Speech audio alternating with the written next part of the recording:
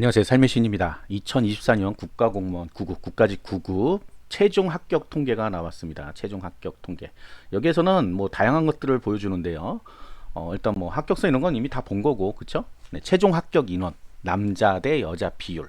이거 먼저 보면요. 전체 4,861명. 자, 요것도 볼 수 있죠. 선발 예정 인원이 4,749명이었는데, 더 많이 플러스 돼서 합격을 했습니다. 동점자 때문에. 그럼 양성평등 뭐 이런 것 때문에 더 늘어난 거예요. 남자가 2474, 여자가 2387. 남자가 더 많네요, 이번에는. 네, 보통은 여자가 많은데 행정 쪽은 또 반대죠. 여성이 많죠, 보면. 네, 아마 기술 직렬 때문에 이렇게 된 것 같습니다. 네, 그래서 이렇게 쭉 보시면 이런 거 이제 응시인원이 얼마다 이런 것들이 다 나오고요. 그다음에 연령별 현황. 자, 만 나이로 돼 있습니다. 만 나이로. 자, 올해도 여전히 요 단계 18에서 19세 전체 3명밖에 없네요. 전체 3명. 저소득 1명이에요. 행정에 또 그다음에 우정사업본부 장애에서 1명. 그리고 세무 일반 1명. 세무는 꼭 1명 있더라고요, 보면. 자, 이게 생각해 보시면 고3하고 졸업하고 나서 바로 시험 보신 분들이죠. 자, 그럼 뭐 대학교 1학년일 수도 있고요. 굉장히 인원수가 적습니다. 굉장히 인원수가 적은 게 신기하게도 여러분들 뭐 맨날 하는 얘기 그거잖아요. 뭐 수능을 잘 보면 공무원 시험 잘 보는 거 아니냐. 뭐 그러면 이 고등학생들이 더 많이 합격을 해야 되겠죠. 근데 그런 게 아니다. 결국은 공무원 시험 공부는 공무원 시험 공부를 해야 된다. 근데 왜 이렇게 적냐? 일단 뭐 지원자 수가 적고요. 그 다음에 또 뭐예요? 공부를 아무래도 학교 다니면서 하기가 쉽지 않죠. 고등학교 특히. 근데 의지가 좀 박약하다 그래야 되나? 약하죠 좀. 억지로 하라 그래서 하는 경우도 많고, 한다고는 하는데 본인들의 그 공부의 강도가 굉장히 낮은 거죠. 그러니까 하는 양이 보통 본인들 한 3시간 하면 많이 한다 막 이렇게 하고 있으니까 그걸로는 합격할 수가 없습니다. 네, 최소 10시간 이상 주 6일 이렇게 공부해서 합격하는 거고요. 가장 많은 연령층은 26에서 27. 그러니까 여기지 24부터 29가 가장 많이 몰려 있죠. 여기에 당연한 게 뭐 대학교 졸업자들, 특히 졸업자들이 보통 많이 합격을 하고요. 신기하게도 재학생보다는 졸업자가 많이 합격합니다. 그 이유가 갈 데가 없거든, 더 이상. 그러니까 뭐 여기에 올인해버리는 겁니다. 자, 그리고 36세 이상도 585명. 네, 585명. 많은 숫자죠. 36세 이상이면 우리가 얘기하는 어유 저 나이에 왜 공무원을 하지? 이런 분들인데 그 많이 있습니다. 여기 더 좀 세분화해서 넣어줬으면 좋을 텐데 그건 아니고, 그 다음에 30에서 31세 여기가 좀 계속 늘어나는 것 같아요. 이렇게 밀려오는 거죠. 계속 그러니까 29막 이렇게 합격을 못 해가지고 1년, 2년 더 공부해가지고 합격하시는 분들이 점점 떨어지죠. 거꾸로도 점점 떨어지고. 20에서 21세도 20세밖에 안 돼요, 겨우. 그러니까 20대 초반이 거의 합격을 잘 못한다고 보면 되겠습니다. 자, 그다음 가산 특정은 뭐냐면 우리 자격증 뭐 시험, 자격증 가산점 몇 명이나 갖고 있나 뭐 이런 것들을 보여주는 거거든요.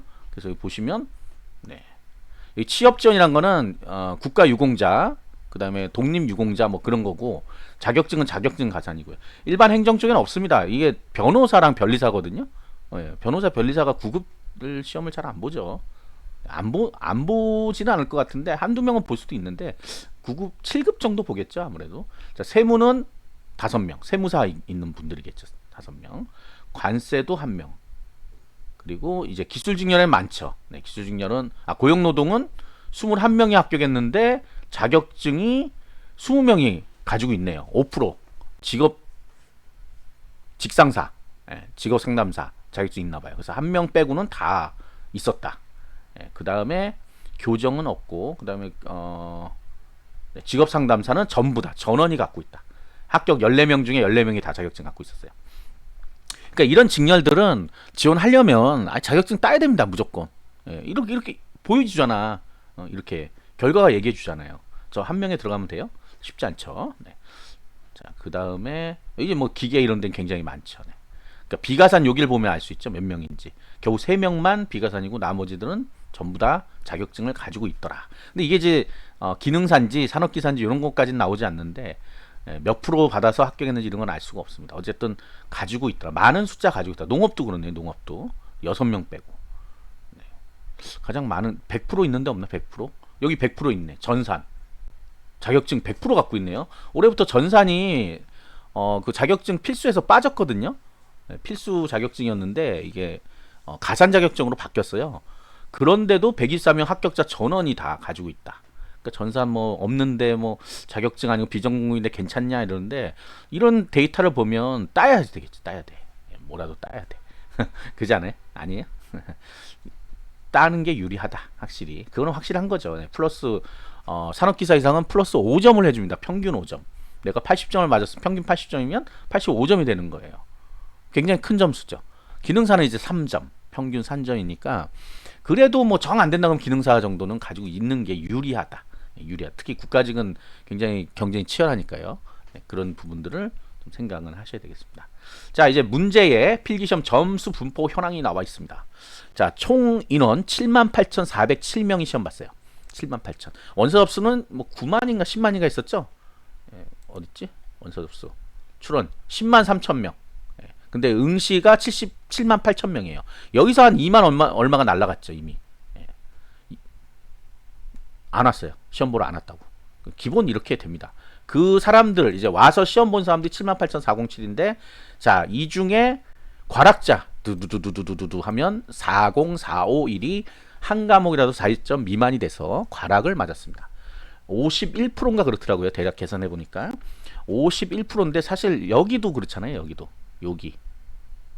여기 요런 부분들이 사실은 다 과락이나 뭐 마찬가지죠. 이 점수로는 합격이 거의 불가능하니까 그럼 2천, 3천까지 더 들어가면 훨씬 더 높겠죠.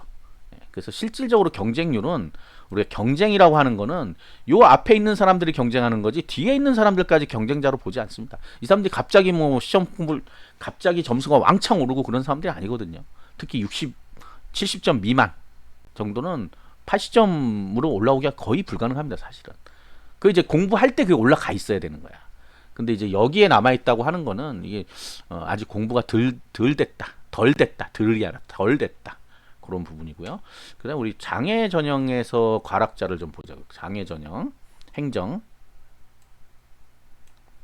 122명. 몇 명 중에 150명 중에 122명이 과락이에요. 놀랍죠? 네. 일반 행정 지역 말고는 행정 장애인 여기 있네. 400명 뽑는데 전국 장애인 400명이 뽑는 게 아니라 400명이 지원했는데 327명이 과락이에요. 그러니까 계속 나오는 얘기가 뭐 과락만 넘겨도 합격 뭐 이런 얘기는 있는데 여기 몇 명을 안 뽑습니다. 그렇기 때문에 과락만 넘긴다고 합격하는 건 아니에요. 장애인 일반 행정 몇 명 뽑았나 보자. 이게 앞하고 뒤가 좀 다르게 돼 있어 갖고 헷갈려요. 이렇게 장애는 장애 따로 모아놓거든요. 여기 있다. 자, 장애 이건 일반 행정 장애 34명 뽑잖아요. 34명 뽑는데 34명 하나 둘셋 오 요까지 내려가네. 거의 요까지 내려오네요. 그죠? 34명이면 21 그렇죠. 그러니까 60점은 넘어야 된다 하는 거는 기본이다 이거죠. 어쨌든 간에 자, 그래서 과락이 굉장히 많이 나온다. 장애. 그 다음에 저소득 보자고. 저소득은 395명이 시험 봤는데 235명이 과락이 났어요. 이것도 굉장히 높은 비율이죠. 그러니까 저소득도 결국은 합격 점수가 낮다 보니까 철저하게 공부를 안 한다는 뜻이에요. 그리고 저소득이 나이가 연령대가 좀 낮습니다. 왜냐하면 본인이 이 저소득에 들어가는 경우가 아니라 부모님이 저소득인데 본인이 이제 학교를 다니고 있으면 23살인가 4살까지 가능한데 학교 졸업할 때까지 유예를 해주는데 그렇지 않은 경우에는 대부분 다 나오거든요. 빠진단 말이에요. 저소득에서. 그러다 보니까 아무래도 좀 점수 분포가 높지는 않은 것 같습니다. 이건 대상자가 많지가 않아서. 자, 그래서 이게 심각한 거는 과락이 50% 넘는다는 거는 문제예요. 사실은 과락이. 그죠? 옛날에 40% 정도밖에 안 됐는데 이게 조정 점수하고 막 그런 게 없어지다 보니까 굉장히 높아졌습니다. 작년에 57%인가 그랬어요. 그러니까 좀 낮아지긴 한 건데 낮아지는데 의미는 뭐예요? 그만큼 응시자가 적다. 응시자가 적으니까 과락자도 줄어들었다. 그러니까 이제 공부한 사람이 좀 남았다. 뭐 이렇게 볼 수 있죠. 공부를 그래도 과락을 넘길 정도는 했다. 한 사람들이 계속해서 공무원에 지원하고 있다. 그래서 여러분들 경쟁률 뭐 어쩌고 저쩌고 하는 얘기 할 필요 없습니다. 여기 사실 요만큼 지나가 버리면 이 사람들 경쟁자가 아니에요. 그러면 결국 뭐 이 사람들 해봐야 3대1도 안 된단 말이에요. 3대1 정도 될 거야. 3대1 정도의 경쟁률인데 문제는 내가 요 점수대로 와야지 합격할 수 있는 거죠. 점수대가 안 나오면 합격할 수가 없습니다. 자, 이 통계는 이렇게 간단히 보는 거고요. 이 자료는 올려놨으니까 여러분들이 자세히 보시면 되겠습니다. 구독과 좋아요 알림 설정 감사합니다.